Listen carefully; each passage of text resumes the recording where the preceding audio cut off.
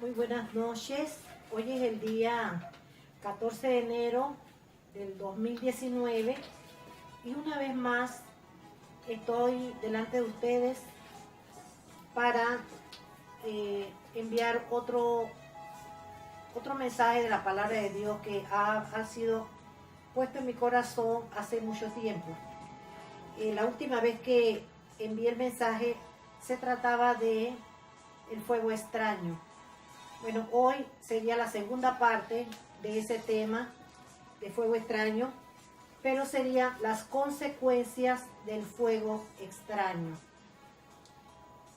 Le doy gracias a Dios por todo aquel que pueda escuchar este mensaje y que pueda abrir sus oídos y que el Espíritu Santo tome control para que esta palabra llegue a lo profundo de nuestros corazones y nos ayude a entender cosas que quizá nunca la habíamos visto de esta manera.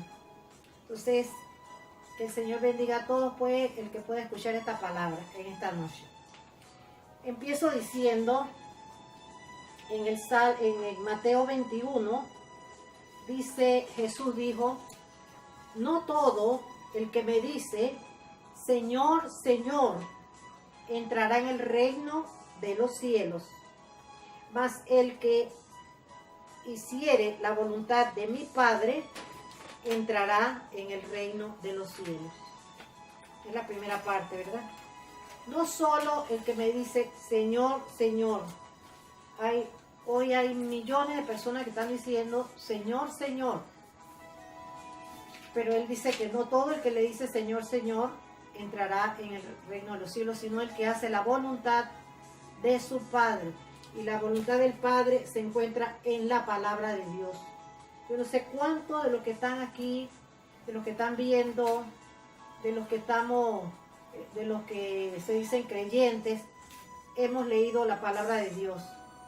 Aunque sea algunos capítulos, nosotros mismos en la intimidad. El que hace la voluntad de Dios, del Padre, es el que va a ir al reino de los cielos, como dice el Señor. Entonces, quiero hablarles también del Salmo 24, 3 y 4, que nos dice, ¿quién entrará al santuario de Dios? No es cualquiera, ¿verdad? Dice que el Salmo 24 dice, Señor, ¿quién entrará en tu santuario? Dice, el de manos limpias, que tenga un corazón puro, sin vanidades. Ese es el que entrará en el santuario de Dios, no es cualquiera tampoco. Podemos pensar que estamos entrando y que hacemos cosas agradables a Dios, pero si no es como Dios lo dice en su palabra, no es lo que me dicen, hay que buscar la palabra de Dios. Eso se encuentra en el Salmo 24. Y nos damos cuenta que dice que el que su dinero no dio a usura, el que no es ladrón, el que no es injusto, ese es el único que puede entrar en el santuario del Señor a adorar. Dura esta palabra. Y que Dios nos ayude, ¿verdad? También dice quería decirle, ¿verdad?, que referente a esto, lo de fuego extraño, quería decirle que la vez pasada que yo hablé de esto, algunas cosas se me quedaron muy, muy interesantes para que sepamos lo que es fuego extraño y lo que es, como dije la otra vez, santo. Dice que entre lo santo y lo profano hay que hacer una diferencia. Entonces, miren, los utensilios que se usaban en el santuario eran santos. Los utensilios, todos los que utilizaban. ¿Qué significaba eso? Que eso jamás se podía usar para ninguna otra cosa. Santo es apartado para el Señor. Si un lugar es santo, si esta silla es santa, aquí no se puede poner nadie, ¿verdad? Porque todos los utensilios que Dios enviaba, que Dios le dijo a Moisés que tenían que utilizar para ministrar en la presencia de Él, debían de ser santos. los vestuarios que usaban los sacerdotes eran santos. Nadie puede usar eso. Hoy estamos muy lejos de esa santidad y pensamos que eso no es nada, ¿verdad? Hoy hacemos una cosa aquí, si tú tocas guitarra, para el Señor esa guitarra tiene que ser santa. No se puede usar en otra cosa, sino para el Señor. Si tú ministras, tiene que ser para el Señor, santo. Entonces tenemos que saber esto, porque esto es algo muy serio. Esto no es cualquier cosa. Entonces ellos utilizaban pues todos los sacerdotes, todos los que entraban, según lo que a quienes Dios había determinado que podían entrar también. No era cualquiera. Entonces, estas cosas yo creo que muchos no las hemos oído. Y pidámosle a Dios que nos dé revelación en este tiempo, ¿verdad? Porque son los tiempos que necesitamos tener este tipo de revelación. Entonces, siguiendo también, el sacerdote también tenía que ser santo. Como dije la otra vez, santo no es otra cosa que apartado para el Señor. Pero él, cuando él iba a mí, o sea, la vida de él personal, familiar, con su esposa, con sus hijos, debía ser una vida de ejemplar. Ese era el sacerdote, porque él era el que iba a llevar la palabra, él el que iba a llevar la ofrenda, el sacrificio a Dios por los pecados de todo aquel pues que cometía pecado. Y en el día de la expiación ellos llegaban y traían sus holocaustos, y él era el que ministraba para llevar eso a la presencia de Dios. Por lo tanto, él debía estar santificado. Y cuando él entraba allá, él entraba con todo el atuendo que Dios le había dicho que fuera. Se lo había establecido a Moisés en los tiempos de Moisés. Entonces, ¿qué hacía el sacerdote? Entraba. Pero antes de entrar afuera, los que quedaban afuera, el pueblo que estaba afuera esperando, lo amarraban de una soga aquí en la cintura, y la soga la mantenían afuera, porque nadie más podía entrar al santuario, solamente era el sacerdote. Y si el sacerdote no entraba en santidad, según Dios, ahí mismo caía muerto. ¿Y qué hacía la gente afuera? Cuando oían el golpe, lo alaban, porque nadie podía entrar, ni siquiera sacarlo a él. Lo alaban y lo sacaban. Esa es la santidad que el Señor espera de nosotros. Esto no es cuestión de cosas inventadas, ni tenemos que leer la palabra de Dios, amigos. Entonces, ¿qué hacía la gente afuera? Mientras el sacerdote entraba, ellos empezaban a orar. Ellos elevaban oraciones, pero que ellos no oraban por mi salud, ni por mis hijos, ni por mi casa, ni damos trabajo, no, ellos oraban por el sacerdote que iba para allá adentro, para que el Señor viera ese holocausto, ese sacrificio que él iba a hacer con olor grato. Esa era la petición de afuera, no era por nada de ellos. Dame esto, dame esto, Señor, da ayuda. No, Señor, Padre, mira, toca al sacerdote, toca lo que vaya en santidad delante de ti, hasta que el sacerdote, ¿verdad?, salía. Entonces nosotros tenemos que saber muchas cosas de esto, amigos, porque nosotros, si no estamos en esta condición, estamos en serios problemas con Dios.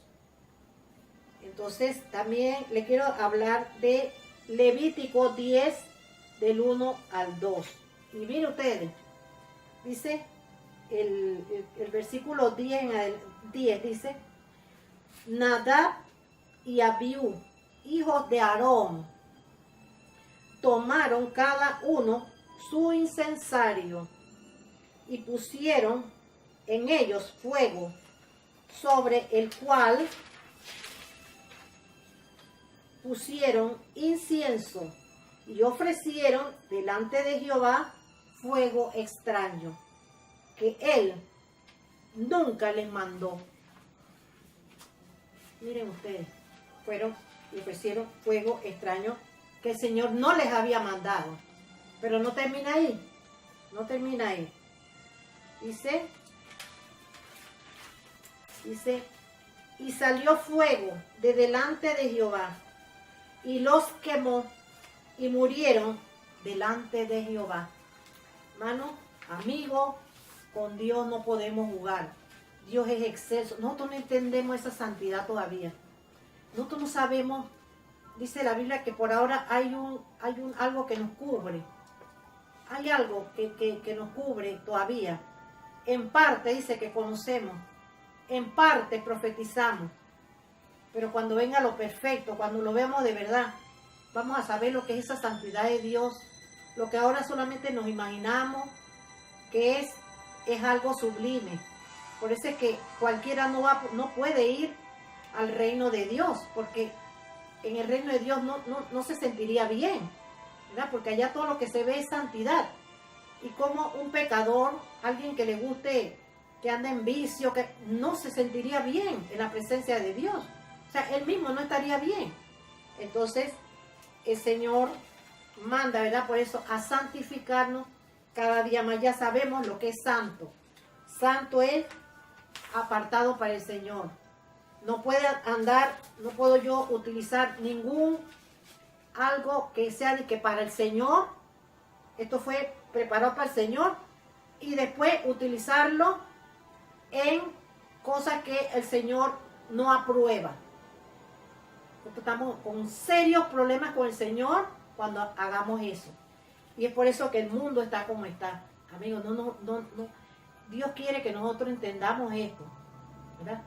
A las iglesias, a que no va a la iglesia, que entendamos que esto no es relajo. Con Dios no podemos jugar. Él es santo y nosotros tenemos que buscar en la palabra de Dios. Si no lo sabemos, si nunca hemos sabido qué significa santo, empecemos a buscarlo aquí, ¿verdad? También en Jueces 16, 4 en adelante dice, aquí está lo que sucedió con Sansón y Dalila. Dice, Sansón y Dalila, después de esto aconteció que se enamoró de una mujer, Sansón, en el valle de Sorek, la cual se llamaba Dalila. Mas los filisteos le echaron mano y le sacaron los ojos y le llevaron a Gaza y le ataron con cadenas para que moliese en la cárcel. Miren ustedes, Dalila, ¿por qué pasó esto?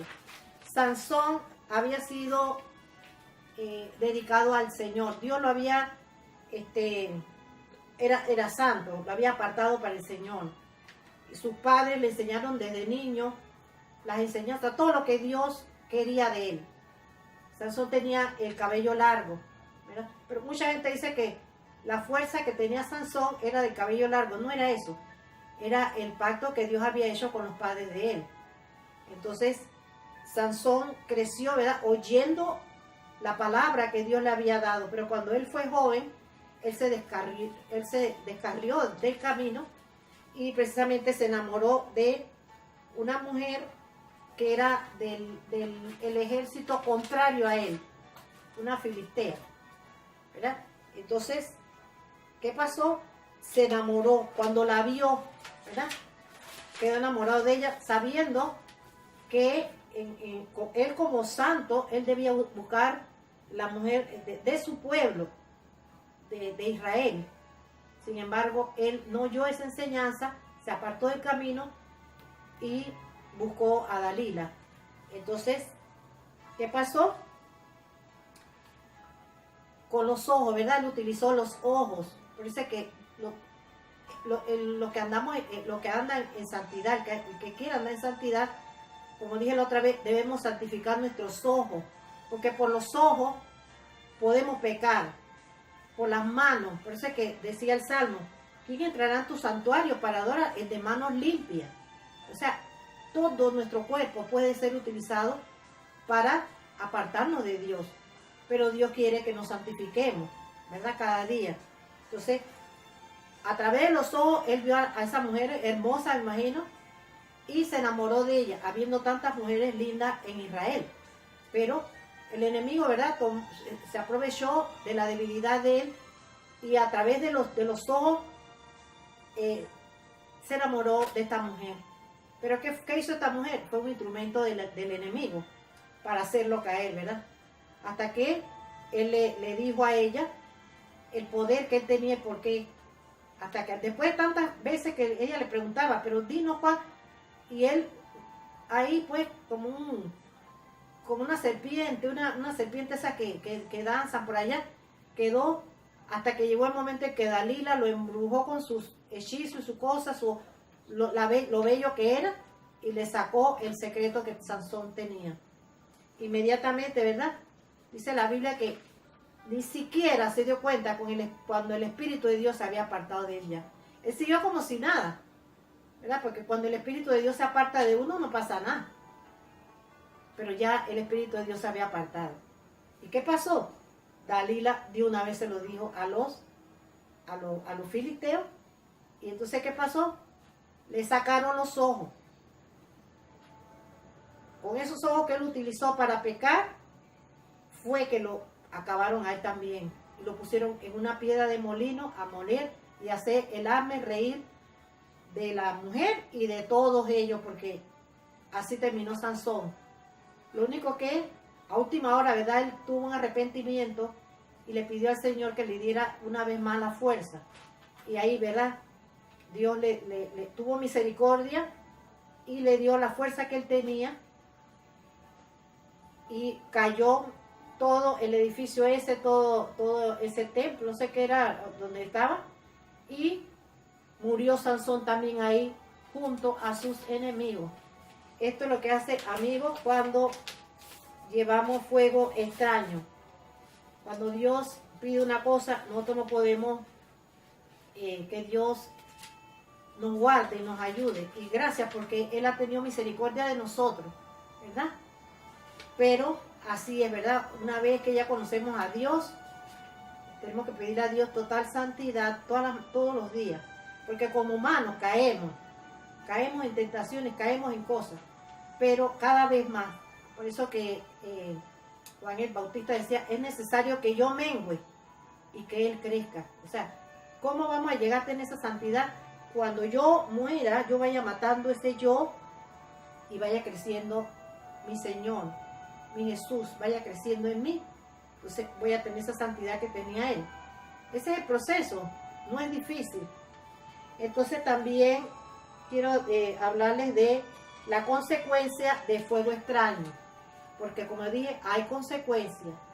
Aquí vemos ya, algunas hemos visto, ¿verdad? Dice, el pecado de Acán y sus hijos, ¿verdad? Las consecuencias. Eso se encuentra en el libro de Jueces. Para que ustedes pueden buscarlo.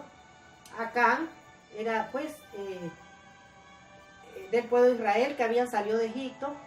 Y bueno, Dios le encomendó a Moisés y después a Josué que llevara al pueblo hasta la tierra prometida. Pero entre todo ese trayecto habían enemigos, fuertes enemigos que habían construido ciudades grandísimas, como el caso de Jericó, que Josué mandaba santificarse al pueblo antes de ir a la batalla. Todos. Entonces, algunos, no todo el mundo estaba bien, porque sabemos que Israel siguió así, ¿verdad? El pueblo de Israel era muy rebelde. Y había un grupo que sí estaba, otros que no. Entonces, cuando iban a Jai, Acán y sus hijos, ellos vieron pues que los tesoros que tenían en Jai, el rey, y Dios había dicho que nadie tocara nada de ahí. ¿Y qué hicieron ellos? Entraron y cuando empezaron, fueron de espías, comenzaron a buscar por allá, pero ellos ya sabían el lugar donde el rey tenía los tesoros. Y agarraron parte del botín y lo agarraron y se lo llevaron. Antes, pues, porque ellos mandaron unos espías para ver cómo estaba Jai. Entonces, cuando llega en la hora de la guerra ya, ¿qué hacen ellos? ellos toman el botín ese, que Dios había dicho que nadie tocara nada. Nadie tocara nada de ellos. Dios también decía eso, ¿verdad? En muchas ocasiones decía cosas fuertes. Así es que así les enseñó Josué. Y muchos no lo hicieron, pero Acán y sus hijos sí. Y si por causa de Acán y sus hijos hubo una gran mortandad en Israel y perdió el pueblo de Israel un lugar que era muy fácil de ganar. Y mira, aquí es donde viene esto, ¿verdad? No fue la mayoría del pueblo que hizo esto, solamente fue Acán y sus hijos. Sin embargo, el juicio vino para todos. Y ese es el peligro y el problema. Que cuando se hacen cosas, aunque sea una o varias personas, en contra de lo que Dios ha establecido, viene juicio sobre las naciones. Sobre la nación que hace, que pervierte lo que Dios ha establecido, viene juicio. Y el juicio puede llevarse a los buenos, a los malos, a los que no estuvieron ahí. Así es. Eso es lo que nos dice la palabra de Dios. Entonces, así pasó, ¿verdad? Pero Dios también comenzaron a orar para que le dijera quién había sido el causante de semejante derrota. Y Dios les reveló que eran ellos. Cuando fueron allá, encontraron, ¿verdad?, el botín escondido ahí en la casa. Y los apedrearon. Porque también el que hacía cosas moría apedreado por el mismo pueblo. O sea, eran cosas que ahora nosotros dijimos, pero mira, le damos gracias a Dios por Jesucristo. Que no es que Él tapa el pecado, pero Él está dando un tiempo de oportunidad para que todos nos arrepintamos, ¿verdad? Porque esto se va a cumplir también en el mundo entero, porque el mundo entero se ha olvidado de Dios. Y el mundo entero está blasfemando contra Dios. Y está haciendo cosas desagradables a los ojos de Dios. Entonces, lo que estamos viendo en el ambiente, lo que oímos, nos está diciendo que el mundo entero está ya bajo la mira de Dios. Pero todavía hay tiempo. Dice también, otro que quería mencionar, que no voy a hablar mucho de él, que no fue que él hizo anatema, ni hizo fuego extraño. Moisés, todos sabemos cómo Moisés llegó al pueblo de Israel, luchó, abrió el mar rojo, Dios oía su oración. Sin embargo, un día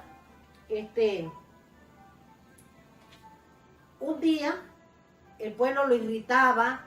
A veces no entendemos esto, hermanos, pero amigos, pero eso nos debe dar una vaga idea de lo que es Dios también. Dice que Dios es, su trono es justicia y juicio. Él es misericordia. Por eso está esperando un tiempo para que la gente oiga el mensaje y se arrepienta. Pero también es justicia y juicio. Entonces, ahora mismo está dando oportunidad para que nos arrepintamos. Dice que Moisés, entonces, como el pueblo lo hastió tanto porque no había agua, Dios le dijo, háblale a la roca. Y Moisés le habló a la roca, pero fuerte, le dijo, habló fuerte y le dio 2 golpes a la roca. Y la roca echó agua y se llenó todo de agua, ¿verdad? Pero eso le costó a Moisés no poder entrar a la tierra prometida. ¿Cuántos saben esta historia? ¿Cuántos la sabemos?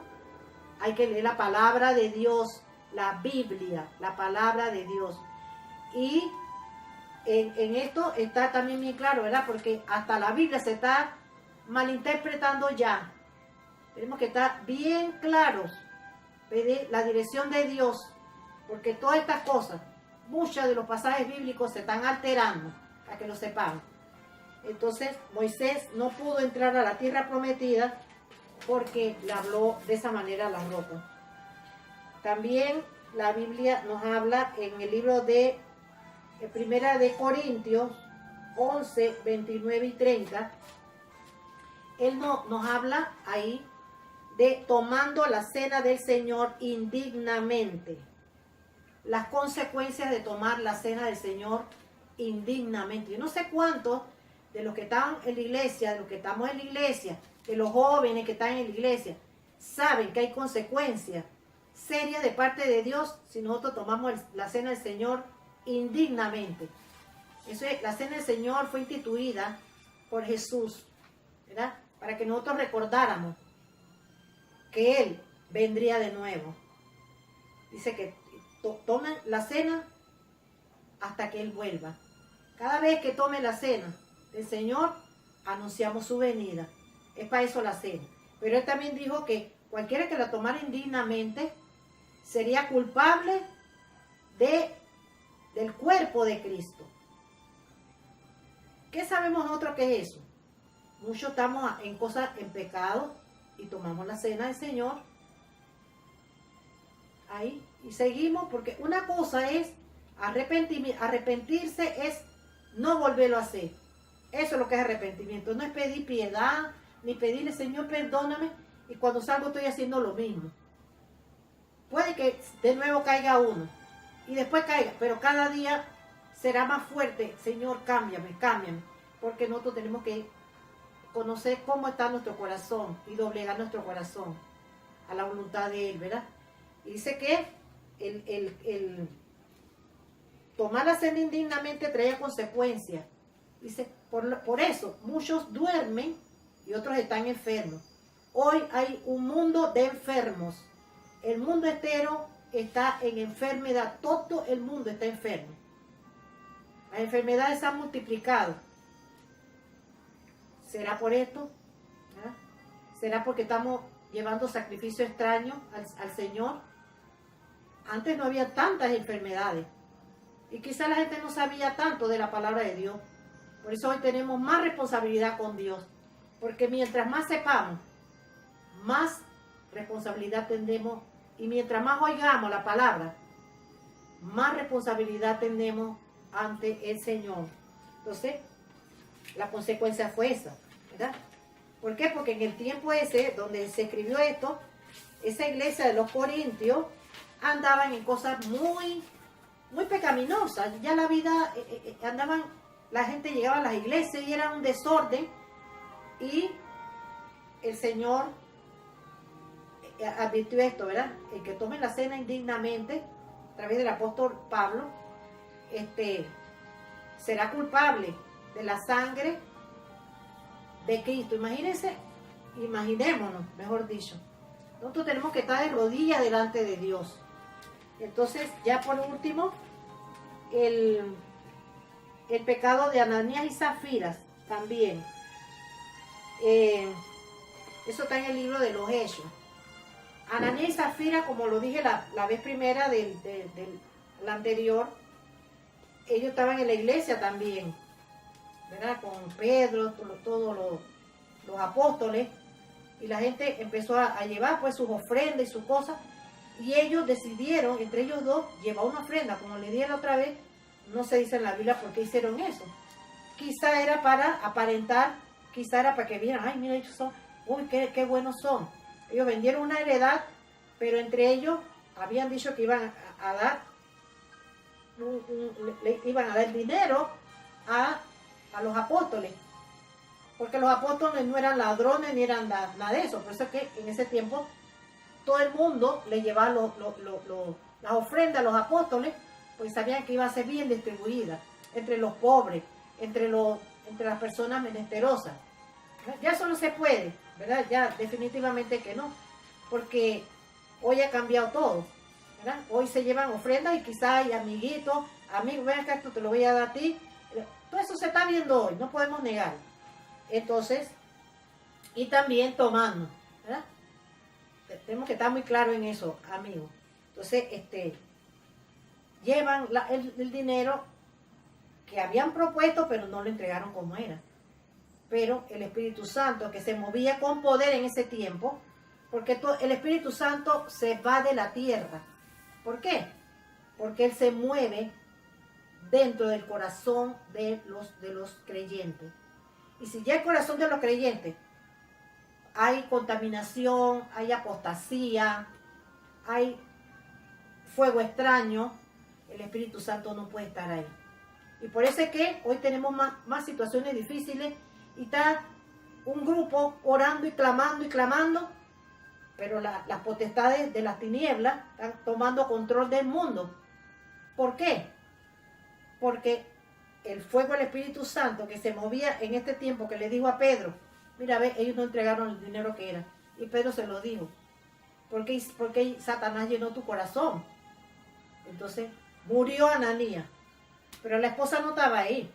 Ella venía y vino con el mismo cuento. Ay, mira que no te sirve. Cayó muerta ahí también. En el Nuevo Testamento y muchas otras partes que se ven también que pasaron cosas así. Entonces, hoy no podemos engañar a Dios, amigos, y no tratemos de engañarlo porque es peor. El Señor ya vimos que Él es santo, santo, santo. Y estamos viendo que los juicios de Dios empiezan sobre la tierra. Todo lo que estamos oyendo no es más nada que los juicios de Dios por todo esto que yo les he dicho. ¿Queremos jugar con Dios? No. Él estableció un tiempo, ¿verdad? De su Hijo nadie se burla. Ese sacrificio que tuvo Cristo en la cruz, que le costó al Padre ver a su Hijo en la cruz, pidiéndole, Padre, ayúdame. Y el Padre cerró los ojos por amor de nosotros, porque Él tenía que morir para que nosotros fuéramos salvos. Esto va a quedar así, no, jamás. Entonces, por eso es que Dios ha establecido un día también donde viene. Él viene de nuevo y lo estamos viendo. Estamos oyendo muchas cosas, estamos viendo muchas cosas y se oyen cosas muy serias. Amigos, es tiempo de buscar al Señor. Busquémoslo en espíritu y en verdad. Santifiquémonos de verdad. ¿Verdad? Acuérdense, todo lo que se usaba para Dios era santo, apartado para el Señor. No puede usarse para más nada. Si yo hoy estoy leyendo la Biblia esta, y con esta Biblia yo me voy para bailar allá, a bailar allá, y la Biblia la pongo por ahí, eso se llama fuego extraño. Esto es santificado para el Señor. Entonces, quiera Dios, ¿verdad?, que el Señor nos ayude en esta noche y nos haga entender a todos, porque todos necesitamos esto.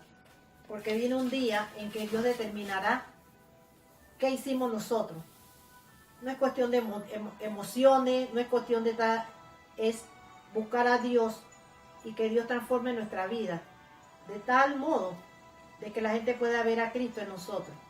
Entonces, gracias le doy a Dios pues por esta hora, por este mensaje que he podido traer. Si ha sido de bendición para usted, ore, pídale a Dios que le ayude, que le revele y que nos ayude, ¿verdad? Porque no es fácil, no es fácil.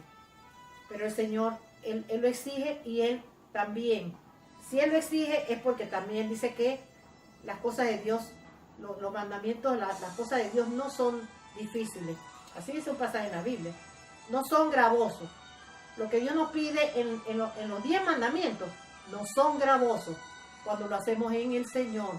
Cuando Cristo toma el control de nosotros, podremos amar a Dios sobre todo. Podemos cumplir con la ley y las cosas que Él ha establecido para su pueblo, cuando Él mora en nosotros. Si yo misma lo voy a hacer, eso jamás lo podré lograr. Pero para eso está Jesús, que vino como intermediario, el único mediador entre Dios y los hombres, Jesucristo hombre. Entonces hoy Él está aquí. Acerquémonos a Él antes de que sea tarde y de que tengamos nosotros que sufrir las consecuencias de nuestro extravío. Entonces que el Señor los bendiga a todos y la paz de Dios sea sobre ustedes y sobre nosotros también. Amén.